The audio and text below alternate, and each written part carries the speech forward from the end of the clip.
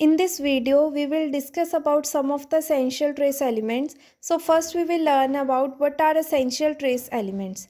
Essential means extremely important, and trace elements are those elements which are found in low concentrations in our body.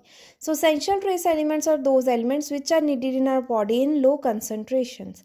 So there are 19 essential trace elements, out of which there are 3 prominently biologically active metals, that are iron, copper and zinc, and all the remaining essential elements are considered as ultra trace because they involve less than 10 milligram in adult human, with the exception of fluorine and boron.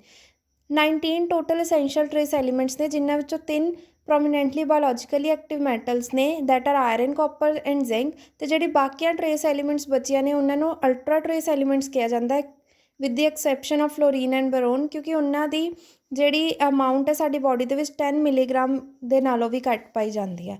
Now firstly we will discuss about iron.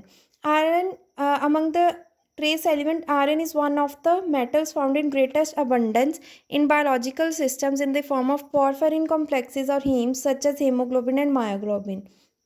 Trace elements ਦੇ ਵਿੱਚੋਂ iron ਇੱਕ ਇੱਦਾਂ ਦੀ metal ਹੈ ਜਿਹੜੀ ਸਾਡੀ body ਦੇ ਵਿੱਚ ਬਹੁਤ ਜ਼ਿਆਦਾ ਅਮਾਊਂਟ ਵਿੱਚ ਪ੍ਰੈਜ਼ੈਂਟ ਹੁੰਦੀ ਹੈ ਅਤੇ in the form of porphyrin complexes ਦੀ ਫੋਰਮ ਦੇ ਵਿੱਚ ਪਾਈ ਜਾਂਦੀ ਹੈ. ਪੋਰਫਾਇਰਿਨ ਕੰਪਲੈਕਸਿਸ ਕੀ ਨੇ? Porphyrin complexes are macrocyclic rings made up of 4 pyrrole rings. Pyrrole ring, ਇਹਨੂੰ ਪਾਇਰੋਲ ਰਿੰਗ ਕਹਿੰਦੇ ਆ. ਮੇਡ ਅਪ ਆਫ ਇੱਦਾਂ ਦੀ 4 ਪਾਇਰੋਲ ਰਿੰਗਸ ਨਾਲ ਬਣੀ ਹੁੰਦੀ ਹੈ. ਜਿਹੜੀ ਇਹ 4 ਪਾਇਰੋਲ ਰਿੰਗਸ ਨੇ, they are connected with methane bridges. Methane bridges.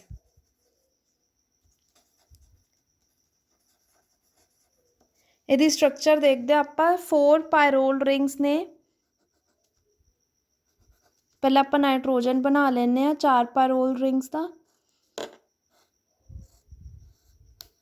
ਇਹ 4 ਪਾਇਰੋਲ ਰਿੰਗਸ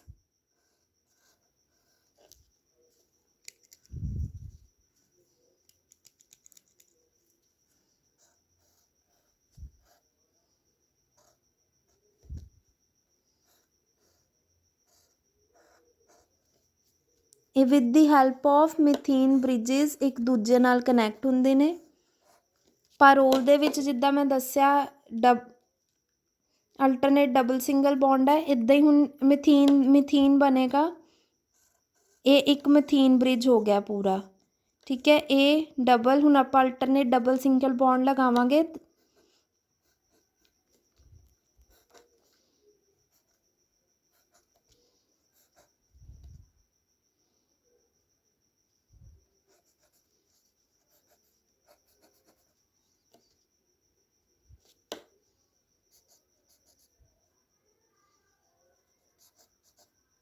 ਠੀਕ ਹੈ. ਇਹ ਕੀ ਹੈ?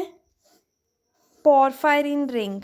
ਪੋਰਫਾਇਰਿਨ ਰਿੰਗ ਦੇ ਵਿੱਚ ਕੀ ਹੁੰਦਾ? ਇੱਥੇ ਹਾਈਡਰੋਜਨ, ਪਾਇਰੋਲ ਦੇ ਵਿੱਚ ਜਿਹੜੇ ਹਾਈਡਰੋਜਨ ਦੀ ਪਲੇਸ 'ਤੇ ਕੋਈ ਹੋਰ ਸਬਸਟੀਟੂਐਂਟ ਲੱਗੇ ਹੁੰਦੇ, ਜਿੱਦਾਂ ਐਲਕਾਈਲ ਸਬਸਟੀਟੂਐਂਟ ਆਪਾਂ ਸਮਝ ਲਈਏ, ਹੈ ਨਾ. ਕੋਈ ਵੀ ਸਬਸਟੀਟੂਐਂਟ, ਜਿੱਦਾਂ ਇੱਥੇ ਹੁਣ ਮੈਂ ਇਥੀਨ ਲਗਾ ਦਿੱਤਾ ਹੈ, ਇਹਦੀ ਜਗ੍ਹਾ 'ਤੇ ਇੱਦਾਂ ਹੀ ਸਾਰੇ ਕਿਤੇ ਵੀ ਕੋਈ ਵੀ ਸਬਸਟੀਟੂਐਂਟਸ ਲੱਗੇ ਹੋਣ, ਪਲੱਸ ਉਹ ਕੀ ਕੌਨਸਟੀਟਿਊਟ ਕਰਦਾ? ਪੋਰਫਾਇਰਿਨ ਰਿੰਗ. ਹੁਣ ਆਇਰਨ ਸਾਡੀ ਬੋਡੀ ਦੇ ਵਿੱਚ, ਆਇਰਨ ਇਹਦੇ ਵਿੱਚ ਆਇਰਨ 4 ਪਾਇਰੋਲ ਰਿੰਗਸ ਦੇ ਨਾਈਟ੍ਰੋਜਨ ਦੇ ਨਾਲ ਕੋਆਰਡੀਨੇਟ ਬੌਂਡ ਬਣਾ ਕੇ ਇਸ ਫੋਰਮ ਦੇ ਵਿੱਚ ਸਾਡੀ ਬੋਡੀ ਦੇ ਵਿੱਚ ਪੋਰਫਾਇਰਿਨ ਕੰਪਲੈਕਸਿਸ ਦੀ ਫੋਰਮ ਦੇ ਵਿੱਚ ਸਾਡੀ ਬੋਡੀ ਦੇ ਵਿੱਚ ਪ੍ਰੈਜ਼ੈਂਟ ਹੁੰਦਾ. Of the total iron in the human body, 70% is present in hemoglobin and about 3% in myoglobin. 70% iron ਜਿਹੜਾ ਹੀਮੋਗਲੋਬਿਨ ਦੇ ਵਿੱਚ ਪ੍ਰੈਜ਼ੈਂਟ ਹੁੰਦਾ ਸਾਡੀ ਬੋਡੀ ਦੇ ਵਿੱਚ, ਅਤੇ 3% ਮਾਇਓਗਲੋਬਿਨ ਦੇ ਵਿੱਚ. ਅਤੇ remaining, most of the remaining iron is stored as ferritin. ਜਿਹੜਾ ਬਾਕੀ ਪਰਸੈਂਟੇਜ ਆਇਰਨ ਦੀ, ਉਹ ਐਜ਼ ਏ ਫੈਰੇਟਿਨ ਸਾਡੀ ਬੋਡੀ ਦੇ ਵਿੱਚ ਸਟੋਰ ਹੁੰਦੀ ਹੈ. ਫੈਰੇਟਿਨ ਹੈ ਕਿ ਇੱਕ ਮੇਜਰ ਆਇਰਨ ਸਟੋਰੇਜ ਪ੍ਰੋਟੀਨ ਹੈ ਮੈਮਲਸ ਦੇ ਵਿੱਚ, ਜਿਹੜਾ ਆਇਰਨ ਨੂੰ ਸਟੋਰ ਕਰਕੇ ਰੱਖਦਾ ਹੈ. ਫੈਰੇਟਿਨ ਉਹ ਪ੍ਰੋਟੀਨ ਹੈ ਜੋ ਆਇਰਨ ਨੂੰ ਸਟੋਰ ਕਰਕੇ ਰੱਖਦਾ ਹੈ. But it is also found in plant chloroplast and fungi. Plants ਅਤੇ ਕਲੋਰੋਪਲਾਸਟ ਦੇ ਵਿੱਚ ਵੀ ਇਹ ਪਾਇਆ ਜਾਂਦਾ ਹੈ. It is distributed mainly in spleen, liver and bone marrow. Spleen, liver ਅਤੇ ਬੋਨ ਮੈਰੋ ਦੇ ਵਿੱਚ ਫੈਰੇਟਿਨ ਪ੍ਰੈਜ਼ੈਂਟ ਹੁੰਦਾ ਹੈ. Ferritin consist of a shell of protein known as apoferritin subunits. Ferritin ਜਿਹੜਾ ਹੈਗਾ ਉਹਦੇ ਵਿੱਚ ਪ੍ਰੋਟੀਨ ਦਾ ਸ਼ੈਲ ਹੁੰਦਾ ਜਿਹਨੂੰ ਐਪੋਫੈਰੇਟਿਨ ਕਿਹਾ ਜਾਂਦਾ ਹੈ, ठीक है, ਉਹਦੇ सब यूनिट्स ਤੇ ਉਹ ਸਾਰੇ ਕਿਹਦੇ ਨਾਲ ਸਰਾਊਂਡ ਹੁੰਦੇ ਆ, missile of ferric hydroxide phosphate having the composition FeOOH8 FeOPO3H2। ਇਹਦੇ ਮਿਸਾਈਲ ਜਿਹੜੇ ਆ ਉਹ ਜਿਹੜੀ ਪ੍ਰੋਟੀਨ ਦੀ ਸ਼ੈਲ ਹੈ ਉਹਨੂੰ ਸਰਾਊਂਡ ਕਰਦੇ ਆ। ਠੀਕ ਹੈ, ਐਪੋਫੈਰਿਟੀਨ protein may be prepared from ferritin by reduction of ferric ions। ferric ions ਕਿਹੜੇ ਹੋ ਗਏ, ferric ions means Fe3 positive, Fe3 positive ferric ions ਦੀ reduction ਹੋ ਕੇ ferrous ions 'ਚ ਜਦੋਂ ਬਦਲ ਜਾਂਦੇ ਆ Fe2 positive, ferrous means Fe2 positive at pH 4.5 pH ਦੇ ਵਿੱਚ, ਤੇ ਉਹ Fe2 positive ions ਨੂੰ ਰਿਮੂਵ ਕਰ ਦਿੱਤਾ ਜਾਂਦਾ ਤਾਂ ਫੈਰੇਟਿਨ ਕਿਹਦੇ ਵਿੱਚ ਬਦਲ ਜਾਂਦਾ, ਐਪੋਫੈਰੇਟਿਨ, ਮਤਲਬ ਐਪੋਫੈਰੇਟਿਨ ਪ੍ਰੋਟੀਨ ਪ੍ਰਪੇਅਰ ਹੋ ਜਾਂਦਾ। ਠੀਕ ਹੈ, ਦ ਐਪਰੋਕਸੀਮੇਟ formula weight of apophyretin is about 46,500। the apophyretin dissociates into about 24 subunits। apophyretin ਫਿਰ ਟੁੱਟ ਜਾਂਦਾ 24 subunits ਦੇ ਵਿੱਚ। the apophyretin protein can store iron and then transport it to an appropriate site to aid in the biosynthesis of other molecules involving in particular metal। ਐਪੋਫੈਰੇਟਿਨ ਜਿਹੜਾ ਆਪਣੇ ਵਿੱਚ iron ਨੂੰ store ਕਰਕੇ ਰੱਖ ਲੈਂਦਾ ਅਤੇ ਜਦੋਂ ਵੀ ਜਿਹੜੀ ਸਾਈਡ ਜਿਹੜੀ ਵੀ ਜਗ੍ਹਾ ਸਾਡੀ ਬੋਡੀ ਦੇ ਵਿੱਚ ਆਇਰਨ ਨੂੰ ਲੋੜ ਹੁੰਦੀ ਹੈ ਇਹ ਉਹਨੂੰ ਟਰਾਂਸਪੋਰਟ ਕਰ ਦਿੰਦਾ। ਠੀਕ ਹੈ, ਤਾਂ ਇਹ ਉਹਨੂੰ ਟਰਾਂਸਪੋਰਟ ਕਰ ਦਿੰਦਾ। ਸੋ ਐਪੋਫੈਰੇਟਿਨ ਸਟੋਰਸ ਦਾ ਪ੍ਰੋਟੀਨ ਇਨ ਇਟਸੈਲਫ। ਹੁਣ ਆਪਾਂ ਅੱਗੇ ਇੱਕ ਇੰਪੋਰਟੈਂਟ ਸਾਈਕਲ ਪੜ੍ਹਦੇ ਹਾਂ, that is the pathway of Fe3 positive from foodstuffs to hemoglobin and to ferritin। ਠੀਕ ਹੈ, ਕਿੱਦਾਂ ਆਪਾਂ Fe3 positive ਜੋ ਵੀ ਆਪਾਂ ਖਾਂਦੇ ਹਾਂ ਉਹਦੇ ਵਿੱਚੋਂ Fe3 positive ਕਿੱਦਾਂ ਸਾਡੇ ਬਲੱਡ ਹੀਮੋਗਲੋਬਿਨ ਦੇ ਵਿੱਚ ਆਉਂਦਾ ਅਤੇ ਕਿੱਦਾਂ ਉਹ ਫੈਰੇਟਿਨ ਬਣ ਜਾਂਦਾ। ਠੀਕ ਹੈ, ਹੁਣ ਆਪਾਂ ਪਹਿਲਾਂ ਦੇਖਦੇ ਹਾਂ ਸਾਈਕਲ ਵੀ ਅਤੇ ਇਹ ਕਿੱਦਾਂ ਵਰਕ ਕਰਦਾ। ਪਹਿਲਾਂ ਦੇਖੋ, ਦ Fe3 positive of dietary material is reduced to Fe2 positive in the gastrointestinal tract। gastrointestinal tract ਦੇ ਵਿੱਚ Fe3 positive Fe2 positive ਦੇ ਵਿੱਚ ਰਿਡਿਊਸ ਹੋ ਜਾਂਦਾ। ਠੀਕ ਹੈ, ਆ ਦੇਖੋ Fe3 positive ਸਭ ਤੋਂ ਪਹਿਲਾਂ Fe2 positive ਦੇ ਵਿੱਚ ਰਿਡਿਊਸ ਹੋ ਜਾਂਦਾ ਇਨ gastrointestinal tract ਦੇ ਵਿੱਚ। After absorption into the cells of the intestinal mucosa, Fe2 positive is incorporated into ferritin as Fe3 positive। ਠੀਕ ਹੈ, Fe2 positive ਜਦੋਂ ਮਿਊਕੋਸਾ ਮਤਲਬ ਥਿਨ ਲਾਈਨਿੰਗ ਹੁੰਦੀ ਹੈ ਇੰਟੈਸਟਾਈਨ ਦੀ ਉਹਦੇ ਵਿੱਚ ਜਦੋਂ Fe2 positive ਡਿਪੋਜ਼ਿਟ ਹੋ ਜਾਂਦਾ ਤਾਂ ਫਿਰ ਐਬਜ਼ੋਰਬ ਹੋ ਜਾਂਦਾ ਤਾਂ ਫਿਰ ਉਹ Fe3 positive ਦੇ ਵਿੱਚ Fe3 positive ਫੈਰਟਿਨ ਦੇ ਵਿੱਚ ਚੇਂਜ ਹੋ ਜਾਂਦਾ, ਜਾਂ ਫਿਰ ਆਪਾਂ ਕਹਿ ਸਕਦੇ ਐਪੋਫੈਰਟਿਨ Fe2 positive ਨਾਲ ਮਿਲ ਕੇ Fe3 positive ਫੈਰਟਿਨ ਦੇ ਵਿੱਚ ਚੇਂਜ ਹੋ ਜਾਂਦਾ। Next, the Fe2 positive in mucosa is also converted to Fe3 positive plasma bound by iron binding globulin named transferrin। ਹੁਣ ਜਿਹੜਾ Fe2 positive ਜਿੰਨਾ ਕੁ ਤਾਂ ਐਬਜ਼ੋਰਬ ਹੋਣਾ ਸੀ ਹੋ ਗਿਆ, ਜਿਹੜਾ ਬਚ ਗਿਆ ਉਹ Fe2 positive ਟਰਾਂਸਫੈਰਿਨ ਦੇ ਨਾਲ ਮਿਲ ਕੇ ਇਨ ਸੀਰਮ Fe3 positive 'ਚ ਚੇਂਜ ਹੋ ਜਾਂਦਾ, ਟਰਾਂਸਫੈਰਿਨ ਨਾਲ ਬਾਉਂਡ ਹੋ ਕੇ Fe3 positive ਦੇ ਵਿੱਚ ਚੇਂਜ ਹੋ ਜਾਂਦਾ। ਠੀਕ ਹੈ, ਹੁਣ ਜਿਹੜਾ Fe2 positive ਹੈ ਜਿੰਨਾ ਕੁ ਤਾਂ ਚੇਂਜ ਹੋਣਾ ਹੋ ਗਿਆ, ਜਿਹੜਾ ਹੁਣ Fe2 positive ਬਚਿਆ ਉਹ ਪੋਰਫਾਇਰਿਨ ਰਿੰਗ ਹੁਣ ਮੈਂ ਸਮਝਾਈ ਸੀ ਨਾ, ਉਹ ਪੋਰਫਾਇਰਿਨ ਰਿੰਗ ਦੇ ਵਿੱਚ 3 ਪਾਇਰੋਲ ਰਿੰਗਸ ਦੇ ਨਾਲ ਕੋਆਰਡੀਨੇਟ ਬੌਂਡ ਬਣਾ ਕੇ ਹੀਮ ਦੇ ਵਿੱਚ ਹੀਮ ਸਟਰਕਚਰ ਹੁੰਦੀ ਹੈ। ਜਦੋਂ ਵੀ ਆਪਾਂ ਹੁਣ ਆ ਕੀਤੀ ਹੈ ਨਾ, ਇਹਦੇ ਵਿੱਚ ਜਦੋਂ ਆਇਰਨ ਆ ਕੇ 4 ਪਾਇਰੋਲ ਰਿੰਗਸ ਦੇ ਨਾਈਟ੍ਰੋਜਨ ਦੇ ਨਾਲ ਆ ਕੇ ਜੁੜ ਜਾਂਦਾ ਅਤੇ ਇਹਦੇ ਜਿਹੜੇ ਹਾਈਡਰੋਜਨ ਪਾਇਰੋਲ ਦੇ ਹਾਈਡਰੋਜਨ ਦੀ ਜਗ੍ਹਾ ਹੋਰ ਸਬਸਟੀਟੂਐਂਟਸ ਆ ਕੇ ਲੱਗ ਜਾਂਦੇ ਆ ਤਾਂ ਸਾਡੇ ਕੋਲ ਹੀਮ ਗਰੁੱਪ ਬਣ ਜਾਂਦਾ। ਠੀਕ ਹੈ, ਉਹ ਕੀ ਹੈ, ਜਦੋਂ ਫਿਰ Fe2 positive ਪੋਰਫਾਇਰਿਨ ਰਿੰਗ ਨਾਲ ਜੁੜ ਜਾਂਦਾ ਹੀਮ ਗਰੁੱਪ ਬਣ ਗਿਆ। ਹੁਣ ਹੀਮ ਦੇ ਨਾਲ ਪ੍ਰੋਟੀਨ ਗਲੋਬਿਨ ਪ੍ਰੋਟੀਨ ਆ ਕੇ ਲੱਗ ਗਿਆ ਤਾਂ ਉਹ ਕਿਹਦੇ 'ਚ ਬਦਲ ਗਿਆ, ਹੀਮੋਗਲੋਬਿਨ ਦੇ ਵਿੱਚ। ਤਾਂ ਇਹ ਸਾਈਕਲ ਕੀ ਸੀ, Fe3 positive ਆਇਨ ਜਿਹੜਾ ਹੈ ਉਹ ਕਿੱਦਾਂ ਸਾਡੇ ਫੂਡ ਸਟੱਫਸ ਤੋਂ ਲੈ ਕੇ ਹੀਮੋਗਲੋਬਿਨ ਚੇਂਜ ਹੁੰਦਾ ਐਂਡ ਦੈਨ ਕਿੱਦਾਂ ਉਹ ਫੈਰੇਟਿਨ ਬਣਦਾ। ਠੀਕ ਹੈ, ਹੁਣ ਆਪਾਂ ਅੱਗੇ ਗੱਲ ਕਰਦੇ ਹਾਂ next element the, that is zinc. Zinc is an essential element for almost all organisms। It is second only to iron in importance। Zinc ਵੀ ਇੱਕ essential element ਹੈ ਅਤੇ iron ਦੇ accordingly second importance hold ਕਰਦਾ। Zinc plays an important biological role in enzyme systems of animals and plants। Animals ਅਤੇ plants ਦੇ ਐਨਜ਼ਾਈਮਸ ਦੇ system ਦੇ ਵਿੱਚ ਜ਼ਿੰਕ ਇੱਕ ਇੰਪੋਰਟੈਂਟ ਰੋਲ ਪਲੇ ਕਰਦਾ। It is used in more than 70 ਐਨਜ਼ਾਈਮਸ 70 ਤੋਂ ਜ਼ਿਆਦਾ ਐਨਜ਼ਾਈਮਸ ਦੇ ਵਿੱਚ ਜ਼ਿੰਕ ਕੀ ਆ ਯੂਜ਼ ਹੁੰਦਾ। It behaves as a Lewis acid in biochemical systems. Lewis acid ਕੀ ਹੁੰਦੇ ਆ, those which can accept lone pair of electron easily. ਠੀਕ ਹੈ, ਤਾਂ ਲੂਇਸ ਐਸਿਡ ਉਹ ਹੋ ਗਏ ਜਿਹੜੇ easily lone pair of electron ਨੂੰ ਅਸੈਪਟ ਕਰ ਲੈਂਦੇ ਆ। ਸੋ ਜਿਹੜਾ ਜ਼ਿੰਕ ਹੈਗਾ ਉਹ as a Lewis acid in biological systems ਕੰਮ ਕਰਦਾ ਅਤੇ ਸੋਫਟ ਅਸੈਪਟਰ ਹੁੰਦਾ as compare to other divalent ions. Soft acceptor means easily electrons ਨੂੰ ਅਸੈਪਟ ਕਰ ਲੈਂਦਾ, like magnesium 2 positive, calcium 2 positive ਔਰ manganese 2 positive, and therefore act as a strong Lewis acid. ਜਿੰਨੀ soft acceptor ਉਹ easily accept ਕਰੇਗਾ electron ਨੂੰ ਤਾਂ ਉਹ ਸਟਰੋਂਗ ਲੂਇਸ ਐਸਿਡ ਹੋਏਗਾ। Towards biomolecules the zinc 2 positive complexes are also much more labile। ਜਿਹੜੇ zinc 2 ਦੇ ਕੰਪਲੈਕਸਿਸ ਹੁੰਦੇ ਉਹ ਕਾਫੀ ਲੇਬਾਈਲ ਹੁੰਦੇ ਆ, ਮਤਲਬ ਉਹਦੇ ਜਿਹੜੇ ਲੀਗੈਂਡ ਆ ਉਹ ਈਜ਼ੀਲੀ ਡਿਸਪਲੇਸ ਹੋ ਸਕਦੇ ਆ ਵਿਦ ਅਦਰ ਲੀਗੈਂਡਸ, ਠੀਕ ਹੈ, ਉਹਦੇ ਜ਼ਿੰਕ ਦੇ ਕੰਪਲੈਕਸਿਸ ਦੇ ਵਿੱਚ as compare to Mg2 positive, ਨਿਕਲ 2 ਪੋਜ਼ੀਟਿਵ ਅਤੇ ਮੈਂਗਨੀਜ਼ ਦੇ ਕੰਪਲੈਕਸਿਸ ਦੇ ਨਾਲੋਂ। ਅਤੇ ਇਨ ਜ਼ਿੰਕ 2 ਪੋਜ਼ੀਟਿਵ ਕੰਪਲੈਕਸਿਸ ਦੀ ਜਿਹੜੀ ਜੋਮੈਟਰੀ ਹੁੰਦੀ ਹੈ ਉਹ ਬਹੁਤ ਜ਼ਿਆਦਾ ਫੈਸਾਈਲ ਹੁੰਦੀ ਹੈ as compare to magnesium 2 positive, copper 2 positive ਅਤੇ ਨਿਕਲ 2 ਪੋਜ਼ੀਟਿਵ ਕੰਪਲੈਕਸਿਸ ਦੇ ਨਾਲੋਂ। ਫੈਸਾਈਲ ਮੀਨਸ ਕਾਫੀ ਸਿੰਪਲ ਹੁੰਦੀ ਹੈ ਇਹਨਾਂ ਦੀ ਜਿਓਮੈਟਰੀ। ਹੁਣ ਆਪਾਂ ਇੱਕ ਐਨਜ਼ਾਈਮ ਦੀ ਗੱਲ ਕਰਦੇ ਹਾਂ, ਦੈਟ ਇਜ਼ ਕਾਰਬੋਨਿਕ ਐਨਹਾਈਡਰੇਸ। ਕਾਰਬੋਨਿਕ ਐਨਹਾਈਡਰੇਸ ਜਿਹੜਾ ਉਹ ਜ਼ਿੰਕ ਦਾ ਹੀ ਐਨਜ਼ਾਈਮ ਹੈ। Zinc containing enzyme is known as carbonic anhydrase, is vital for respiration in animals ਦੀ ਰੈਸਪੀਰੇਸ਼ਨ ਦੇ ਵਿੱਚ ਕਾਰਬੋਨਿਕ ਐਨਹਾਈਡਰੇਸ ਬਹੁਤ ਹੀ ਜ਼ਰੂਰੀ ਹੁੰਦਾ ਹੈ ਐਨਜ਼ਾਈਮ ਜੋ ਰੈਸਪੀਰੇਸ਼ਨ ਵਿੱਚ ਹੈਲਪ ਕਰਦਾ, ਠੀਕ ਹੈ। ਅਤੇ because it catalyzes the normally slow carbonic acid carbon dioxide reaction ਇਕੁਇਲਿਬਰੀਅਮ।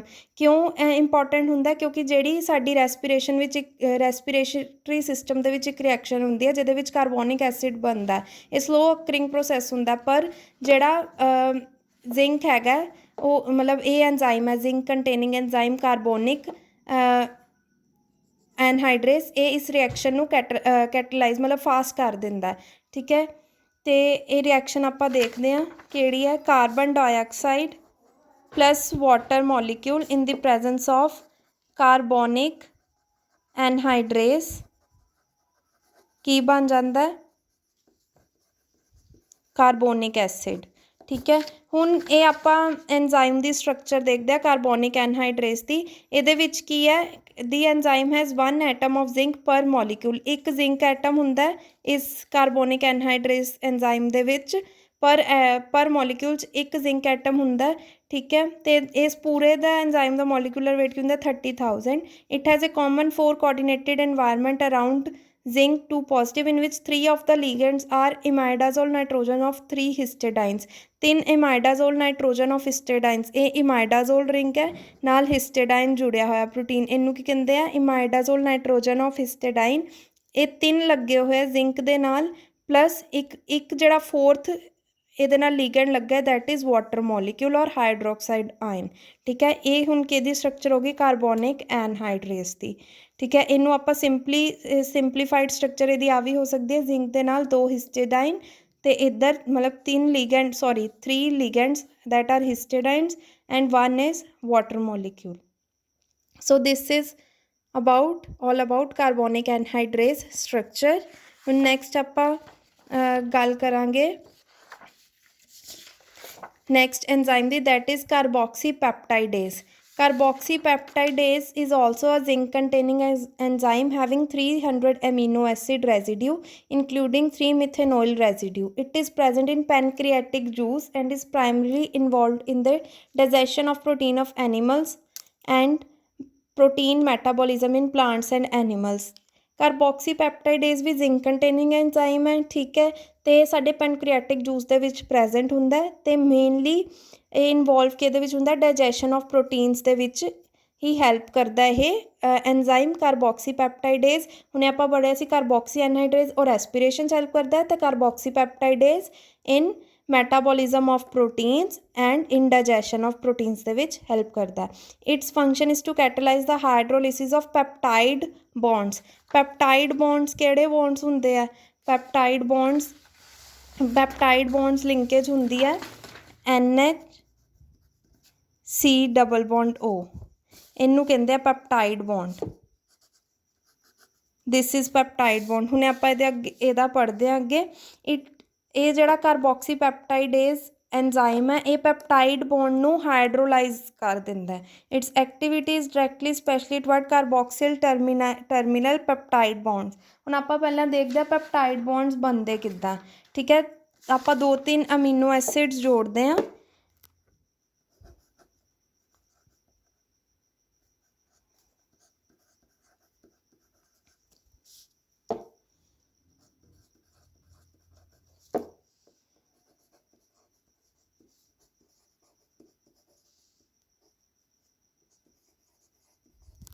ਠੀਕ ਹੈ, ਇਹ ਦੇਖੋ ਇਹ ਅਮੀਨੋ ਐਸਿਡ ਹੋ ਗਿਆ, 2 ਅਮੀਨੋ ਐਸਿਡ ਹੈ, ਇੱਕ ਦੇ ਵਿੱਚ ਆਰ ਐਲਕਾਈਲ ਸਬਸਟੀਟਿਊਟ, ਇੱਕ ਆਰ ਡੈਸ਼। ਠੀਕ ਹੈ, ਹੁਣ ਇਹਦੇ ਵਿੱਚੋਂ ਇੱਕ ਦੇ ਚੋਂ ਆਪਾਂ OH ਕੱਢਤਾ, ਇੱਕ ਚੋਂ H as a water molecule ਨਿਕਲ ਗਿਆ। ਹੁਣ ਇਹਦੇ ਵਿੱਚ ਪੈਪਟਾਈਡ ਬੌਂਡ ਦੀ ਫੋਰਮੇਸ਼ਨ ਹੋ ਜਾਏਗੀ, NH2 CH R C double bond O NH CH R dash C double bond OH। ਹੁਣ ਇੱਦਾਂ ਦੇ ਕਿੰਨੇ ਹੀ ਅਮੀਨੋ ਐਸਿਡਸ ਹੋਣਗੇ ਉਹ ਜਿਹੜੇ ਰਲ ਕੇ, ਠੀਕ ਹੈ, peptide bonds, number of peptide bonds the formation ਕਰ ਦੇਣਗੇ ਅਤੇ ਇਸ ਤਰ੍ਹਾਂ ਦੀ ਚੇਨ ਬਣ ਜਾਏਗੀ NH CH R C double bond O NH। ਹੁਣ ਅਗਲਾ R ਡੈਸ਼ ਜੋ ਆਪਾਂ ਹੁਣੇ ਬਣਾਈ ਸੀ, ਫਿਰ ਇੱਕ ਹੋਰ ਮੋਲੀਕਿਊਲ ਲੱਗ ਗਿਆ R ਡਬਲ ਡੈਸ਼।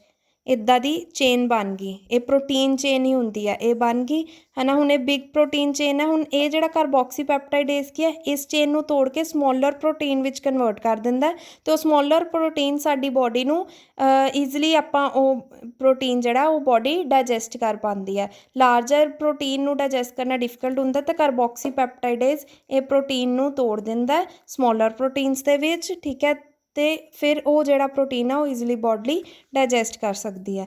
ਜਦੋਂ ਆਪਾਂ ਇਹਦੀ ਹਾਈਡਰੋਲਾਈਸਿਸ ਕੀਤੀ, ਠੀਕ ਹੈ, ਪੈਪਟਾਈਡ ਬੌਂਡ ਜਿਹੜਾ ਉਹਦੀ ਹਾਈਡਰੋਲਾਈਸਿਸ ਹੋ ਜਾਏਗੀ। ਜਦੋਂ ਹਾਈਡਰੋਲਾਈਸਿਸ ਹੋਈ, ਇਹ ਪੈਪਟਾਈਡ ਬੌਂਡ ਸੀਗਾ, ਹੈ ਨਾ। ਹੁਣ ਇੱਥੋਂ ਦੀ ਹਾਈਡਰੋਲਾਈਸਿਸ ਹੋਈ ਇਹਦੀ, ਇੱਥੇ ਕੀ ਆ ਗਿਆ OH ਇਹਦੇ ਨਾਲ ਜੁੜ ਜਾਏਗਾ, NH2 ਇਹਦੇ ਨਾਲ ਚੱਲ ਜਾਏਗਾ। ਠੀਕ ਹੈ, OH ਜੁੜ ਗਿਆ, ਇਹਨਾਂ ਨੇ ਕਾਰਬੋਕਸਿਲੇਟ ਆਇਨ ਦੀ ਫੋਰਮ 'ਚ ਇੱਥੇ ਲਿਖਿਆ ਹੋਇਆ OH ਵੀ ਆ ਸਕਦਾ ਜਾਂ ਇਹਨਾਂ ਨੇ H positive as a remove ਕਰਕੇ ਲਿਖਿਆ ਅਤੇ ਇੱਧਰ ਇੱਕ ਹੋਰ ਅਮੀਨੋ ਐਸਿਡ ਰਿਲੀਜ਼ ਹੋ ਗਿਆ ਅਤੇ ਇਹ ਸਮੋਲ ਪ੍ਰੋਟੀਨ ਬਣ ਗਿਆ ਜੋ ਬੋਡੀ ਈਜ਼ਲੀ ਡਾਇਜੈਸਟ ਕਰ ਪਾਏਗੀ। This enzyme is selective, it hydrolyses those polypeptides in which the terminal amino acid segment has an aromatic or branch chain aliphatic substituent. ਠੀਕ ਹੈ, ਇਹ ਇੱਕ ਸਿਲੈਕਟਿਵ ਐਨਜ਼ਾਈਮ ਹੈ। ਕਿਉਂ? ਕਿਉਂਕਿ ਇਹ ਉਹੀ ਜਿਹੜੇ ਅਮੀਨੋ ਐਸਿਡਸ ਨੂੰ ਹਾਈਡਰੋਲਾਈਜ਼ ਕਰਦਾ ਜਿਹਦੇ ਵਿੱਚ ਇਹਦੇ ਟਰਮੀਨਲ 'ਤੇ ਜਿਹੜੇ ਅਲਕਾਈਲ ਟਰਮੀਨਲ 'ਤੇ ਸਬਸਟੀਟੂਐਂਟ ਹੋਵੇ ਉਹ ਜਾਂ ਤਾਂ ਐਰੋਮੈਟਿਕ ਹੋਵੇ ਜਾਂ ਫਿਰ ਐਲੀਫੈਟਿਕ ਬ੍ਰਾਂਚ ਚੇਨ ਸਬਸਟੀਟੂਐਂਟ ਹੋਵੇ। ਠੀਕ ਹੈ, ਐਲੀਫੈਟਿਕ ਬ੍ਰਾਂਚ ਚੇਨ ਸਬਸਟੀਟੂਐਂਟ ਹੋਵੇ ਜਾਂ ਐਰੋਮੈਟਿਕ ਕੋਈ ਵੀ ਸਬਸਟੀਟੂਐਂਟ ਹੋਵੇ, ਉਹ ਤਾਂ ਹੀ ਇਹ ਵਾਲੇ ਨੂੰ ਹੀ ਬਸ ਹਾਈਡਰੋਲਾਈਜ਼ ਕਰਦਾ। ਇਹ ਕਾਰਬੋਕਸੀ ਪੈਪਟਾਈਡੇਜ਼ ਸਿਲੈਕਟਿਵ ਐਨਜ਼ਾਈਮ ਹੈ। ਹੁਣ ਇਹਦੀ ਡੈਫੀਸ਼ੀਐਂਸੀ ਨਾਲ ਕੀ ਹੁੰਦਾ ਇਸ ਐਨਜ਼ਾਈਮ ਦੀ? The deficiency of this enzyme may cause loss of appetite. ਭੁੱਖ ਨਹੀਂ ਲੱਗਦੀ ਬੰਦੇ ਨੂੰ ਜੇ ਇਸ ਐਨਜ਼ਾਈਮ ਦੀ ਡੈਫੀਸ਼ੀਐਂਸੀ ਹੋ ਜਾਏ। It is only toxic in very large amounts, however excess overdoses may cause diarrhoea and vomiting. ਇਹਦੀ ਓਵਰਡੋਜ਼ ਕਰਕੇ ਬੰਦੇ ਨੂੰ ਇਹ ਵੈਸੇ ਜੇ ਜ਼ਿਆਦਾ ਅਮਾਊਂਟ 'ਚ ਲਈ ਜਾਏ ਤਾਂ ਹੀ ਟੌਕਸਿਕ ਹੁੰਦੀ ਹੈ ਅਤੇ ਇਹਦੀ ਓਵਰਡੋਜ਼ ਕਰਕੇ ਵੋਮਿਟਿੰਗ ਜਾਂ ਡਾਇਰੀਆ ਵੀ ਹੋ ਸਕਦਾ ਹੈ। This is all about my topic. Thank you.